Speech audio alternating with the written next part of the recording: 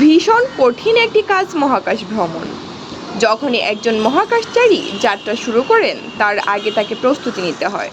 পৃথিবীর বাইরের এমন অনেক পরিস্থিতিতে নিজেকে মানিয়ে নিতে হয় যার প্রশিক্ষণ দীর্ঘদিন ধরে পৃথিবীতেই চলে। মহাকাশ সংস্থাগুলো আগে থেকেই সমস্ত প্রয়োজনীয় ব্যবস্থা নিতে শুরু করে। এর মধ্যে সবচেয়ে বিশেষ হলো স্পেস স্যুট, যার সাহায্যে নভোচারীরা মহাকাশযান থেকে বেরিয়ে আসতে পারে। কিন্তু তাদের কাছে স্পেস স্যুট না থাকলে কি হবে? স্পেস স্যুট ছাড়া কতক্ষণ মহাকাশে বেঁচে থাকতে পারবেন তারা? স্পেস স্যুট ছাড়া মহাকাশে টিকে থাকা সম্ভব নয়। স্পেস.com-এর প্রতিবেদন অনুসারে ইউরোপীয় মহাকাশ সংস্থার কর্মকর্তা স্টিফেন ডিবনি বলেছেন, কোনো মহাকাশচারী 10 থেকে 15 সেকেন্ডও বেঁচে থাকবে না স্পেস স্যুট ছাড়া।